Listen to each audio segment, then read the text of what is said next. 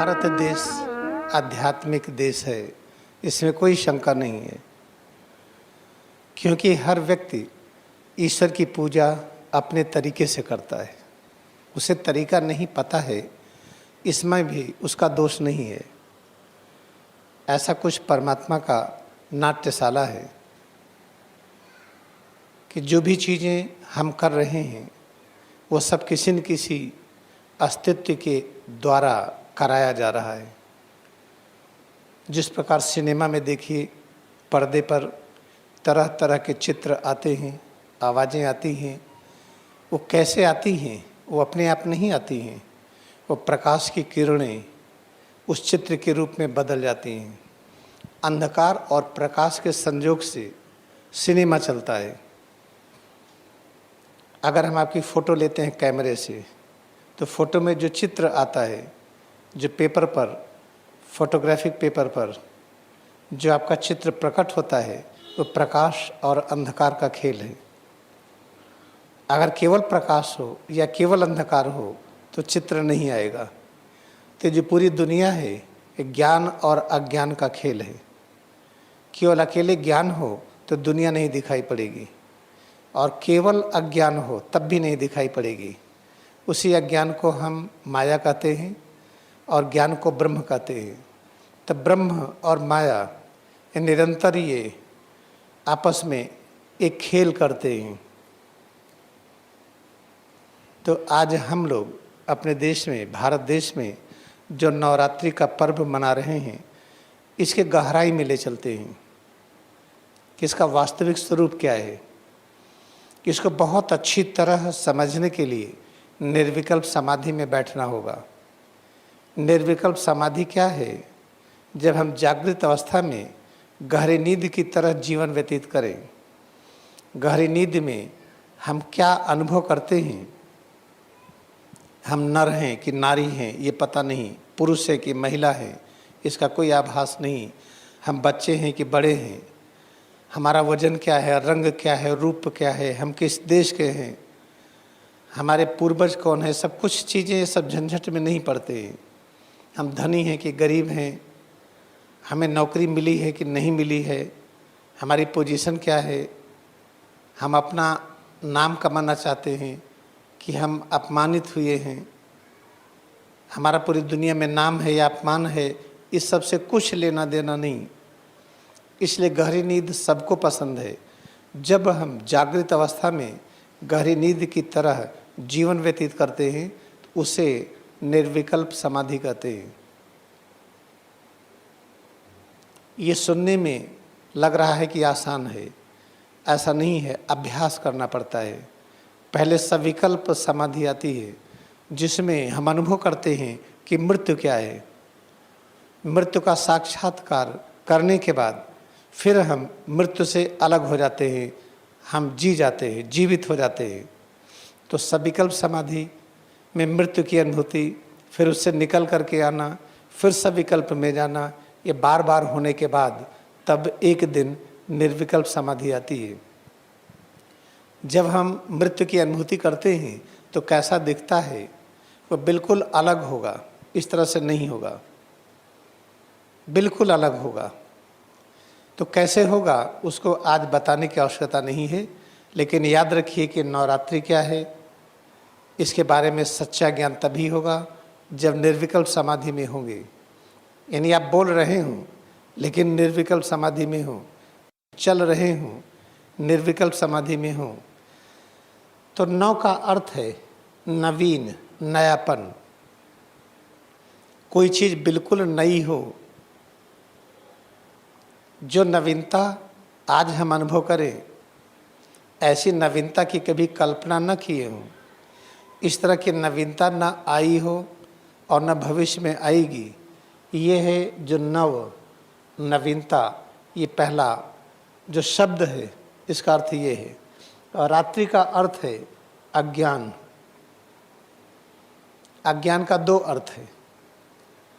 ये है जागृत अवस्था में जो कुछ जानते हैं, जब हम सच्चे ज्ञानी होते हैं तो ये विलुप्त हो जाता है। जब हम सच्चे ज्ञानी होते हैं तो जो इस समय देख रहे हैं ये नहीं दिखाई पड़ता है, कुछ और दिखाई पड़ता है। इस समय का जो ज्ञान है ये गायब हो जाता है, जो वास्तविकता है वो प्रकट होता है, तो उसे अज्ञान कहा गया है। जब हम इंद्रियों की अनुभूति में होते हैं, मन और बुद्धि के द्वारा संचालित होते हैं, तो जो कुछ हमें ज्ञान होता है, जब प्रभु से मिलन होता है, सच्चाई से मिलन होता है, तो यह ज्ञान लुप्त हो जाता है। ज्ञान की इस लोप अवस्था को हम अज्ञान कहते हैं और इसी का नाम दिया गया रात्रि। और रात्रि में हम सोते हैं। गहरी नींद ईश्वर की अदृश्य अनुभूति है। जब गहरी नींद में होते हैं तो हम ईश्वर के शब्द से निकट होते हैं। तो यहाँ पर रात्रि का संबोधन है ईश्वर की अनुभूति से। हम चाहें या न चाहें, गहरी नींद में ईश्वर की अनुभूति होती है, इसीलिए समता स्थापित होती है। तो अज्ञान उस अवस्था को कहते हैं जिसे हम जागृत अवस्था में देखते हैं।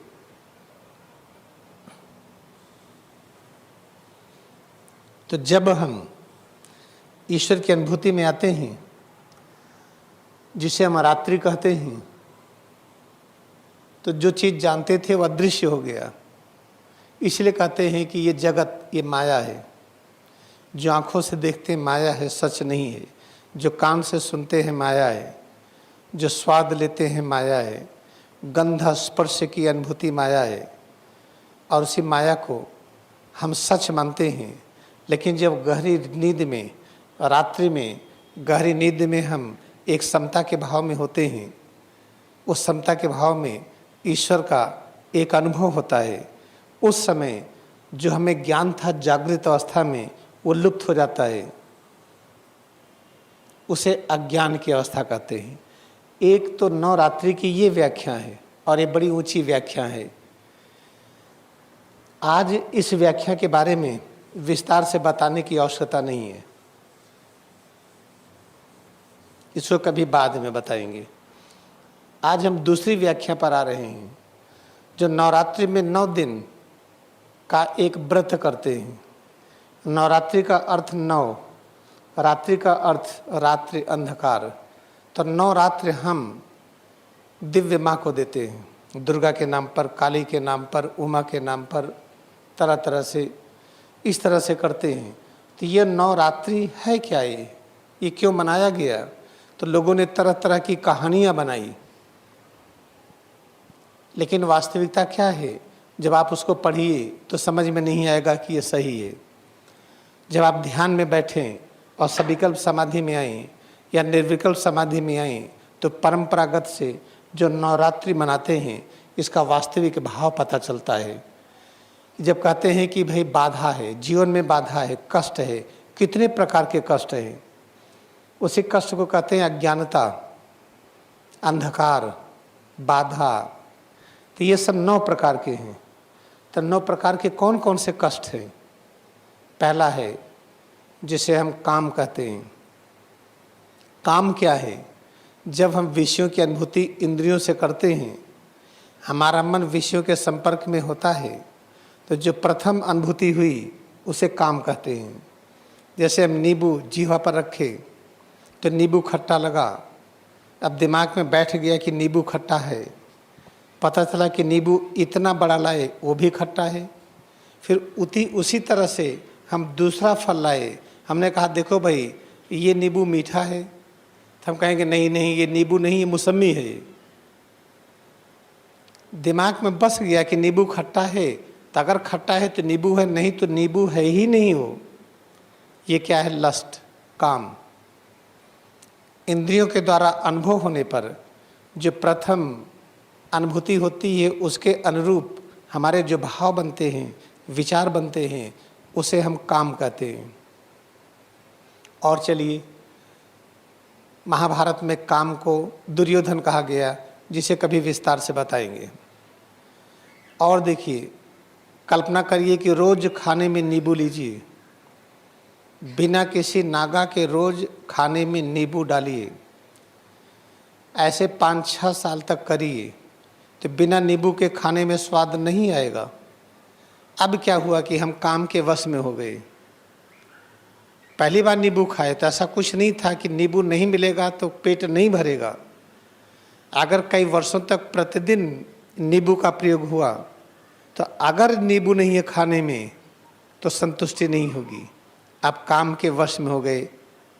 अंदर का जो मन जब काम के वश में हुआ तो यही महाभारत में दुर्योधन के वश में धृतराष्ट्र का होना है, जिससे पूरा हस्तिनापुर में तहलका मच गया। सिर से पैर की उंगली तक इसमें जो भी ज्ञान विद्यमान है उसे हम हाथों के द्वारा व्यक्त करते हैं। घर का निर्माण, कार का निर्माण, कंप्यूटर का निर्माण, इस माइक्रोफोन का निर्माण, कपड़े का निर्माण, सब में हाथों का सहयोग है। कल्पना करिए हाथ ना होता तो ये सब कुछ होता ही नहीं। इसलिए सिर से पैर की उंगली तक इस पूरे स्वरूप को हस्तिनापुर कहा गया। इसमें जो अंधा मन है जब काम के बस में होता है तो हस्तिनापुर तहस नहस हो जाता है। ब्लड प्रेशर, डायबिटीज, गठिया, चिंता, बीमारी, डर, असुरक्षा, ये नहीं होगा, वो नहीं होगा, ये कठिनाई, वो कठिनाई, ये सब होने लगता है। इस तरह से पहला अज्ञान, पहला अंधकार काम है। दूसरा अंधकार क्रोध है। जब काम की पूर्ति नहीं हुई तो क्रोध आता है। खाने में नींबू नहीं मिला तो क्रोध आ गया। खाना खाने में मीठा खाने की आदत है, खाना खाने के बाद नहीं मिला तो क्रोध आ गया। तो काम और क्रोध ये दो हो गया अंधकार, जिसे रात्रि से हम प्रकट करते हैं। इसके बाद लोभ। लोभ दो तरह से व्यक्त होता है, राग और द्वेष। जो अच्छा लगे रख लीजिए, जो अच्छा न लगे दूसरे के लिए। तो काम, क्रोध, लोभ, मद। मद कहते हैं प्राइड। प्राइड ये है कि हम इस बाप के बेटे हैं, हमारे देश में राम हुए हैं, हमारे देश में कृष्ण हुए हैं, तो हम क्या कर रहे हैं? ये देश बुद्धा का है, महावीर स्वामी का है, कबीर और नानक का है। ये क्या है? प्राइड। हम कुछ नहीं कर रहे हैं, केवल अपने पूर्वजों का नाम लेकर के हम उत्साहित हो रहे हैं। इस मद से हमें अलग होना चाहिए। काम, क्रोध, मद, लोभ। लोभ क्या कहते हैं? लोभ का दूसरा नाम ग्रीड, हमने आपको बताया था, राग और द्वेष। और ऐसे ही इल्यूजन, माया, मोह। मोह क्या है? जो चीज़ अच्छी लगे, वो हो या न हो, उसके प्रति आकर्षण। जैसे शारीरिक आकर्षण, ये चेहरा अच्छा लगता है, ये स्टाइल अच्छी लगती है, ये रूप रंग अच्छा लगता है, ये बातें अच्छी लगती हैं, वो बहुत दिन नहीं रहेंगी। सारी चीज़ें परिवर्तनीय है। एक छोटा बच्चा है, बड़ा प्यारा लगता है, थोड़े दिनों के बाद वो आपको अच्छा नहीं लगेगा। जिसको कहते हैं मोह। स्वामी तेजस्वी गिरी मोह का एक उदाहरण बहुत अच्छा बताते हैं। एक कोई कुत्ता था पड़ोसी का, उनको बहुत अच्छा लगा, लेकिन वो कुत्ता बीमार रहता था, उसको चर्म रोग था, दुनिया भर की दिक्कतें थी, लेकिन उसके लिए वो पागल हुए थे। स्वामी युक्तेश्वर गिरी उधर से पहली फ़ोटो है, जिनके अंडर में परमहंस योगानंद 10 वर्ष तक ट्रेनिंग लिए हैं अमेरिका जाने के पहले। तो इन्होंने इस कहानी को बड़े रोचक तरीके से समझाया। एक अगली डॉग था, एक कुत्ता था जो बिल्कुल बदसूरत था, बदबू करता था, चर्म रोग था, किलनी पड़ी हुई थी और बदबू करता था, लेकिन स्वामी युक्तेश्वर गिरी उसके लिए पागल थे कि हमें वही चाहिए। उनकी माँ कहीं कि नहीं बेटा, ढेर सारे कुत्ता हैं, हम अच्छे अच्छे ला दे। नहीं माँ, हमें वही चाहिए। ये है मोह। ये भी ये क्या है? अंधकार, अज्ञानता। काम, क्रोध, लोभ, मोह, मद। मत्सर कहते हैं आदत। आदत के चक्कर में फंस गए। दाल में इतना नमक होना चाहिए, चाय में इतनी चीनी होनी चाहिए, सब आदत। अहंकार। अहंकार क्या है? कुछ भी हो, अपना अस्तित्व तो बनाए रखेंगे। पता चले कोई आए महात्मा और एक छड़ी ले और बोल दे, हम आपको यूँ छू देंगे, आप परम ज्ञानी हो जाएंगे, लेकिन ये चेहरा बदल जाएगा। बड़ी डर लगेगी, भाई चेहरा यही रहने दीजिए, ज्ञानी बना दीजिए। ये क्या है? अहंकार तत्व।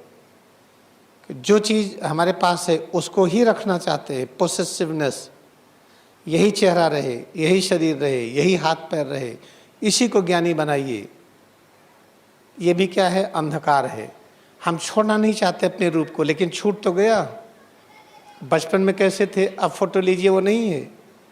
10 साल के बाद वो फोटो नहीं होगी, 20 साल के बाद वो नहीं होगी। कहाँ पकड़ पा रहे हैं आप? लेकिन मोह है, हम पकड़े रहेंगे, पकड़ में नहीं आएगा। इसके बाद क्या है? चित्त। चित्त किसको कहते हैं?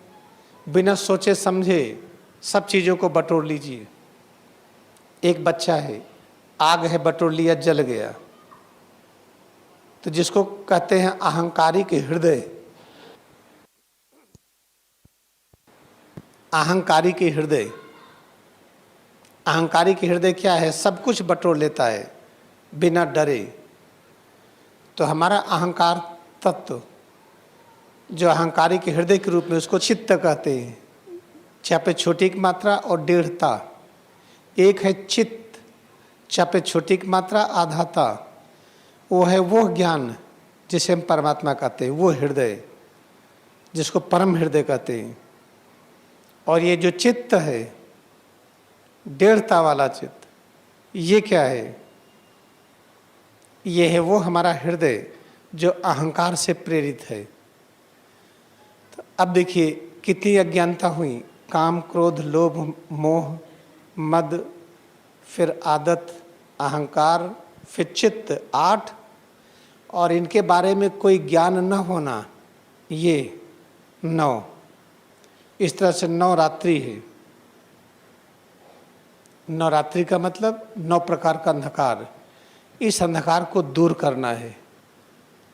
इस अंधकार को दूर करने का जो प्रयास करते हैं, साधना करते हैं, वही नवरात्रि है। इस अंधकार को कैसे दूर करेंगे? ये देखिए चित्र, सिर और रीढ़, ये ब्रह्म गुफा है। मन को इसमें केंद्रित करते हैं। चिन्ह, ठुड्डी और एक्सटर्नल नाच, ये कंठकूप, इसके बीच में दूरी 6 से 8 अंगुल रखते हैं। मुंह के अंदर जिह्वा, इसको पीछे उलटते हैं। आँखों की दिशा भ्रूमध्य पर रखते हैं।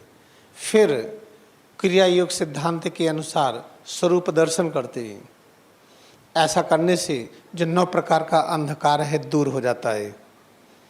अहंकारी के हृदय जग जाता है। चित्त का रूपांतरण चित्त में हो जाता है। चित्त का रूपांतरण चित्त में, अहंकार का रूपांतरण आत्मा में। आदतें विलुप्त हो जाती हैं। काम, क्रोध, लोभ, मोह, मद गायब हो जाता है। फिर क्या बनता है? बचता है शिव प्रकाश, ज्ञान, जिसे प्रभु का रूप कहते हैं। ये है नवरात्रि जागरण। कि जब 9 प्रकार का अंधकार हो तो हम इसमें जागें। आइए आपको हम 10 मिनट अभ्यास कराते हैं, फिर इसे अंग्रेजी में बताते हैं।